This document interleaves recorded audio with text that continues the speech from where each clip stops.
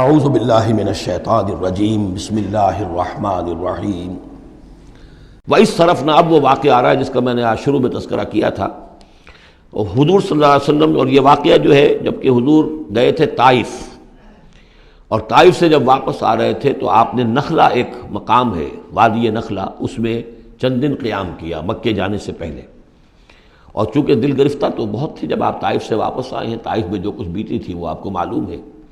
بہرحال وہاں آپ فجر کے وقت ایک روز نماز فجر کی پڑھ رہے تھے اور قرآن مجید پڑھ رہے تھے. اس میں قرآن الفجر ہم پڑھ رہے ہیں، فجر کی نماز میں طویل قرات ہوتی ہے.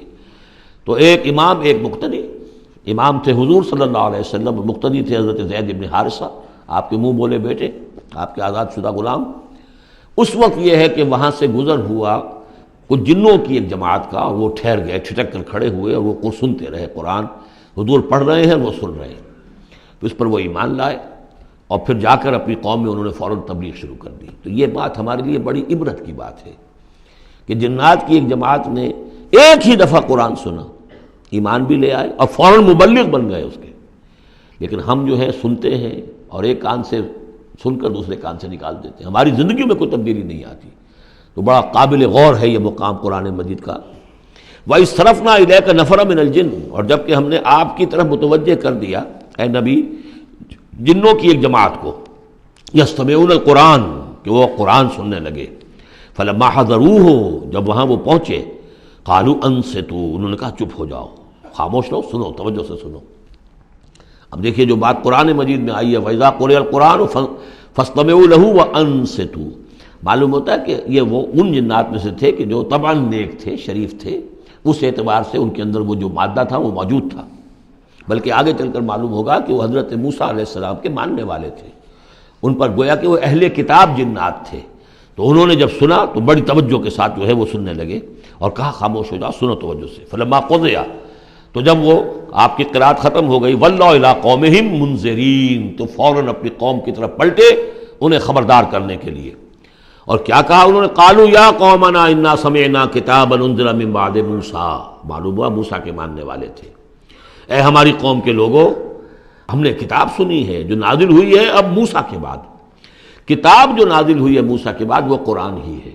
اگرچہ ہم مانن کہہ دیتے ہیں عرفاً، وہ انجیل کو بھی کتاب، لیکن کتاب کا لفظ میں نے بارہا آپ کو بتایا ہے کہ شریعت کے لیے آتا ہے.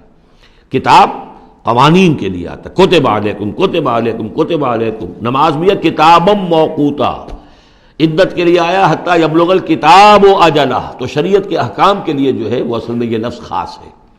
تو تورات چونکہ شریعت کی حامل تھی، اور قرآن پھر شریعت دوسری جو آئی ہے موسیٰ کی شریعت کے بعد، وہ شریعت محمد ہی ہے صلی اللہ علیہ وسلم. ورنہ ظاہر بات ہے کہ ان کے علم میں ہوگا کہ حضرت عیسیٰ بھی آئے اور وہ ایک کتاب تو لائے، لیکن یہ کہ اس میں شریعت نہیں. قالوا یا قومنا انا سمعنا کتابا انزل من بعد موسیٰ مصدقا لما بین یدیہ، اور یہ تصدیق کرتے ہوئے آئی ہے اس کی جو اس کے سامنے موجود ہے، یعنی تورات. یہدی الی الحق، اور یہ رہنمائی کر رہی ہے حق کی طرف. وَإِلَىٰ طَرِیقٍ مُسْتَقِیمٍ، اور ایسے راستے کی طرف جو بالکل سیدھا ہے.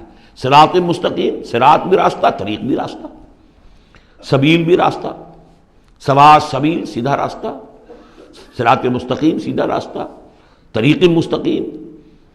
یا قومنا اجیبوا داعی اللہ، اے ہماری قوم کے لوگوں، اللہ کی طرف پکارنے والے کی پکار پر لبیک کہو، مانو، ایمان لاؤ. وآمنوا بہ یغفر لکم من ذنوبکم، تو ان پر ایمان لاؤ تاکہ اللہ تعالیٰ جو ہے تمہارے گناہوں کو بخش دے. ویجرکم من عذاب علیم، اور تمہیں بچا دے عذاب علیم سے، دردناک عذاب سے. ومن لا یجب داعی اللہ فلیس بموجد فی الارض، اور جو نہیں لبیک کہتا اللہ کی طرف پکارنے والے کی پکار پر، تو وہ پھر فلیس بموجد، وہ اللہ تعالیٰ کو ہرا نہیں سکے گا، شکست نہیں دے سکے گا زمین میں. ولیس لہ من دونہ اولیاء، اور نہیں ہوں گے اس کے لیے کوئی ایسے اس کے رفیق اور اس کے پشت پناہ اور مددگار جو اسے اللہ کی پکڑ سے بچا سکے. اولئک فی ضلال مبین، یہ لوگ تو گویا کہ کھلی گمراہی کے اندر ہوں گے. اب یہ بات جو ہے جیسا کہ میں نے اس کے قابل غور ہے ہمارے لیے.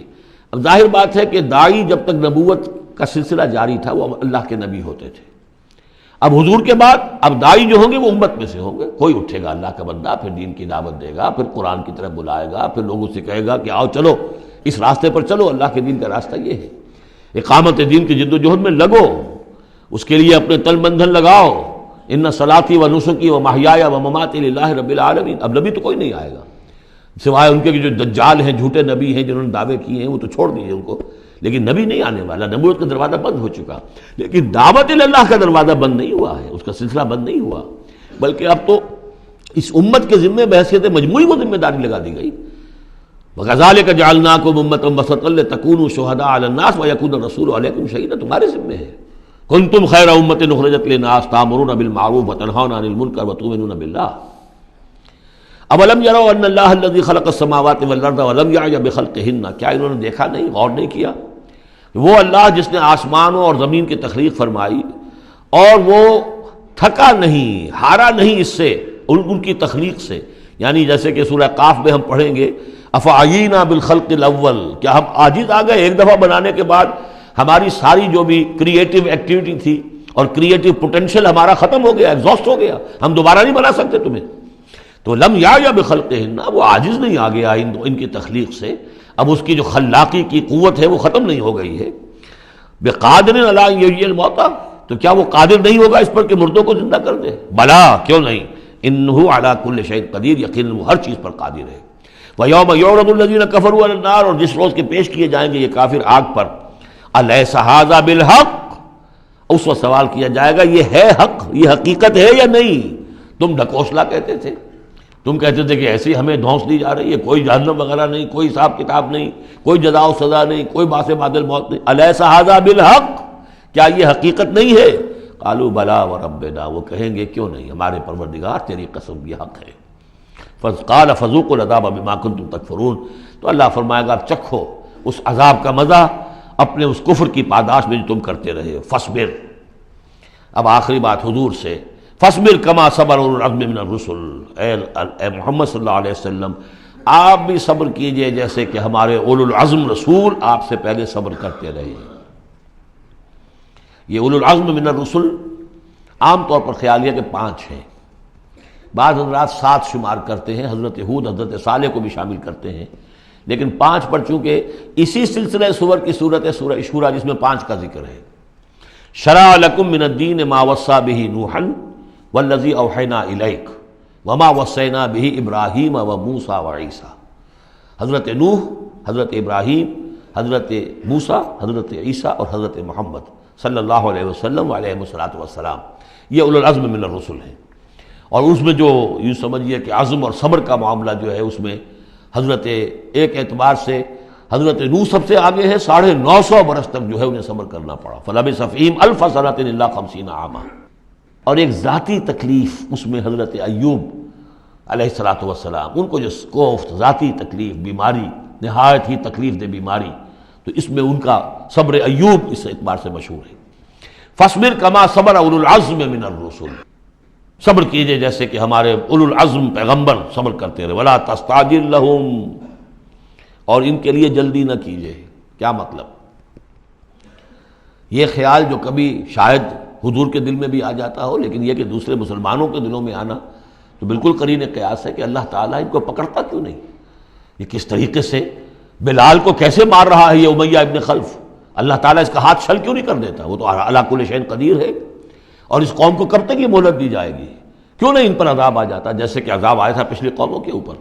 فرمایا نہیں، ولا تستعجل. پچھلی صورت بھی اسی پر ختم ہوئی تھی کہ اے نبی اہل ایمان سے یہ کہیے کہ ذرا ان کو ابھی معاف کریں، ابھی ان کو کچھ عرصے کے لیے، چونکہ جو ہمارا ابھی فیصلہ جو ہے وہ یہ ہے کہ ابھی وہ وقت عذاب کا نہیں آیا ہے، تو ابھی یہ ذرا درگزر کرتے رہیں. وہی بات یہاں خاص طور پر واحد کے صیغے میں خطاب کر کے حضور سے کہی جا رہی ہے. فاصبر کما صبر اولو العزم من الرسل ولا تستعجل لهم، ان کے لیے جلدی نہ کیجیے. کانہم یوم یرون ما یوعدون، جس دن کے یہ دیکھیں گے اس عذاب کو، جب عذاب آئے گا تو ایسے محسوس کریں گے لم یلبسوا الا ساعۃ من نہار، کہ نہیں رہے تھے مگر دن کی کسی ایک حصے میں، ایک گھڑی دن کی صرف. بلاغ، یہ ہے پہنچا دینا. ھذا بلاغ، لیکن ھذا یہاں پر محذوف ہو گیا. ھذا بلاغ، بلاغ یہ پہنچا دینا ہے. فہل یہلک الا القوم الفاسقون، تو ہلاک تو وہی کیے جائیں گے. کون ہلاک کیا جائے گا سوائے ان کے کہ جو نافرمان لوگ تھے. یہاں یہ جو 8 سورتوں کا ایک سلسلہ چلا آ رہا تھا وہ بھی ختم ہوا، اور یہ کہ جو پانچواں جو گروپ ہے مکی اور مدنی صورتوں کا، ان میں سے جو مکیات کا سلسلہ ہے وہ ختم ہو گیا، اور یہ 13 صورتیں ہیں: سورہ سبا، فاطر، پھر یاسین، پھر صافات، پھر صاد، اور پھر یہ 8 صورتیں: سورہ زمر، اور پھر مومن، اور پھر حامیم سجدہ، اور شورا، اور زخرف، اور دخان، اور جاسیہ، اور احقاف۔ یہ صورتیں ہیں کہ جہاں مکیات ہیں۔ اب اس کے ساتھ 3 مدنیات ہیں۔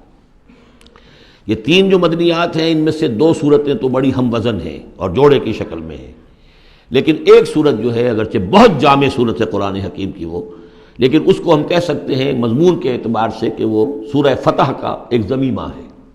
اگرچہ اسلامی ریاست کے اصول، اسلامی معاشرے کے لیے بنیادی ہدایات کے اعتبار سے قرآن حکیم کی اہم ترین، جامع ترین صورت ہے۔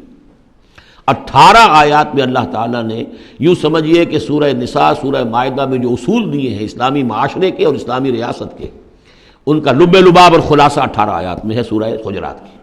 صدق اللہ العظیم۔